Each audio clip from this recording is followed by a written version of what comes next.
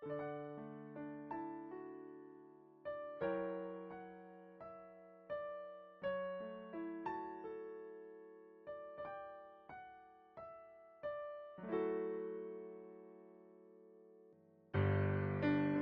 hospital si kuya ngayon dahil nagkaroon siya ng sakit sa puso. Kailangan niya ng donator ng puso. Ang kaso, saan kami hanap? Nagpapahinga ngayon si Kuya Enzo at mahimbing na natutulog. Kahit na malaki ang tampo ko sa kanya, nag-aalala pa din ako sa kalagayan niya. Alam kong marami siyang pagkukulang, pero hindi naman dahilan niya para hayaan ko siya at hindi nabantayan. Dalawa lang kami ng kuya ko pero kung minsan bumibisita naman sila mom and dad sa kanya.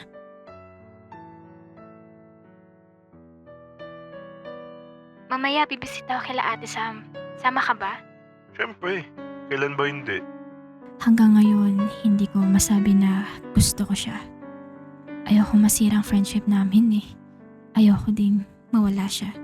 Naging okay na siya. Bumalik na siya sa dati na masigla dahil nalaman nga namin na nasa mabuting kalagayan si Ate Sam. Oh, musta? Okay lang naman. Ito, lugaw. Di ba mahilig ka sa lugaw? Thank you, Calvin. Walang anuman.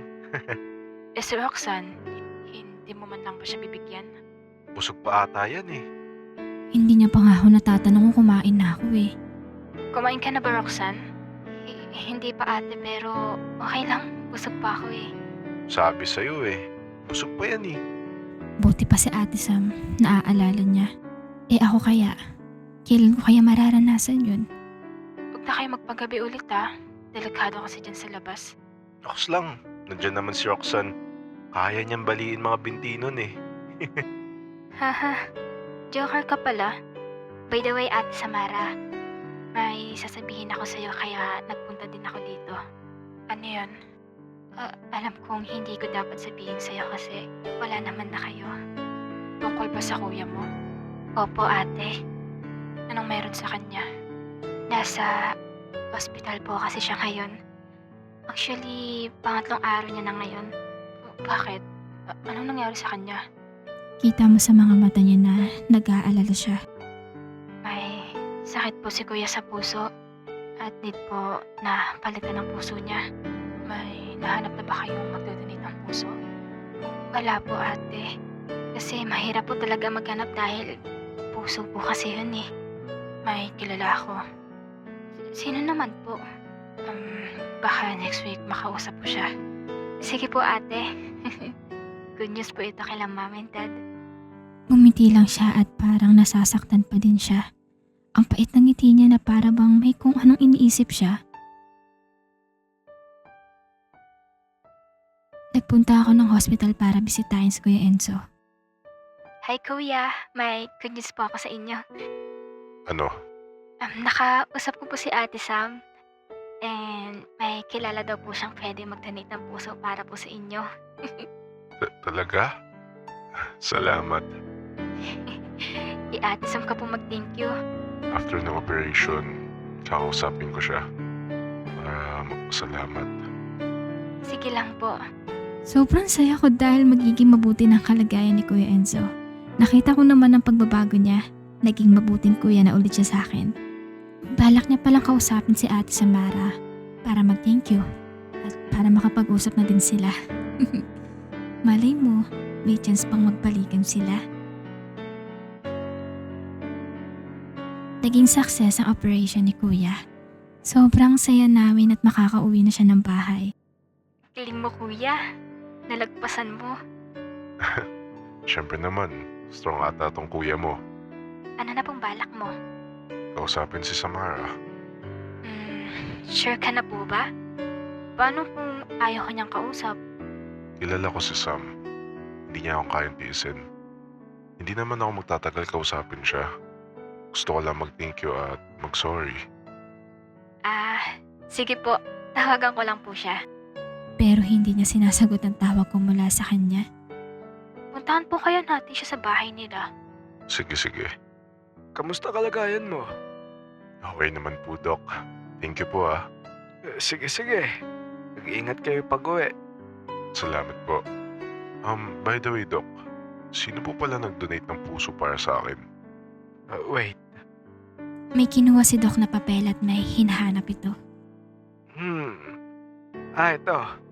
Si Samara Ivel, 21 years old. Parang huminto ang oras sa sinabing yun ni Doc. Para akong binuhusan ng malamig na tubig. Sobrang lamig ng kamay ko at pinagpapawisan ako kahit malamig dito. Doc, pakiulit nga po.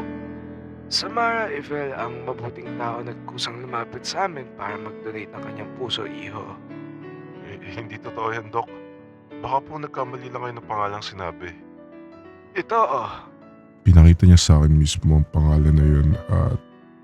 hindi. Nasaan po siya, Doc?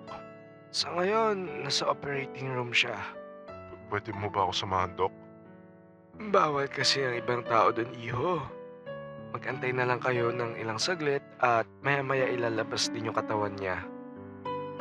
Nandito kami ngayon sa labas ng operating room. Kasama ko ngayon si Roxanne. Maging siya hindi makapaniwala sa narinig niya. Umaasa pa din kami na ibang taong makikita namin.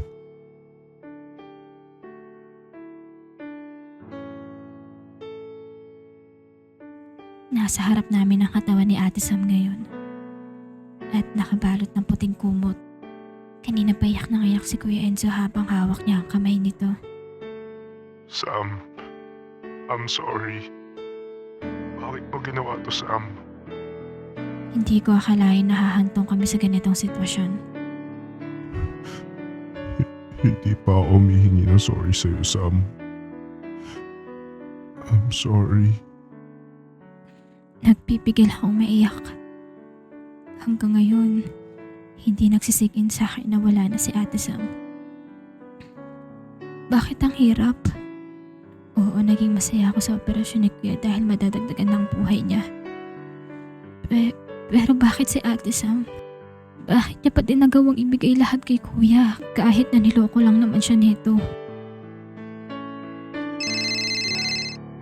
Hello, Roxanne? Kamusta na kuya mo? Wala siyang alam. Wala siyang alam na yung taong gusto niya ay yung nagbigay ng puso para sa kuya ko. Hello, Roxanne? Bakit ang timing mo? Hello? Nandiyan ka pa ba? Oo. Nandito pa ako. Anyari? Bakit ka umiyak? I'm sorry. Ha? Bakit ka nagsusorry? Kamusta kuya mo? Okay na si Kuya. Talaga? Bakit umiyak ka dyan? Si Ate Sam. Si Sam? Bakit? Siya ang naging tunor ni Kuya Enzo. Tumahimik siya sa kabilang linya at alam kong hindi pa din siya naniniwala. Roxanne, nagbibiro ka lang, diba? Hindi, Calvin. Nandito ngayon ang bangkay ni Ate Sam. Calvin? Calvin?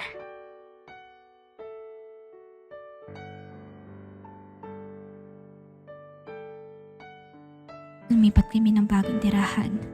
Hindi na kami nakakapag-usap ni Kelvin. Nakakalungkot dahil nag-iba din ang kinikilos niya. Hindi na siya masayahing tao. Hindi ko na din siya nakikitang umingit eh. Mabilis din uminit ang ulo niya. Naapektuhan siya sa pagkawala ni Ate Sam. Oo, tanggap na namin na wala siya. Pero si Calvin, hindi niya matanggap na wala na si Ate Sam. Lumipat kami ng bahay dahil minabili ng bagong bahay sila Mom and Dad. Nakita ko ang pagbabago ni Kuya Enzo.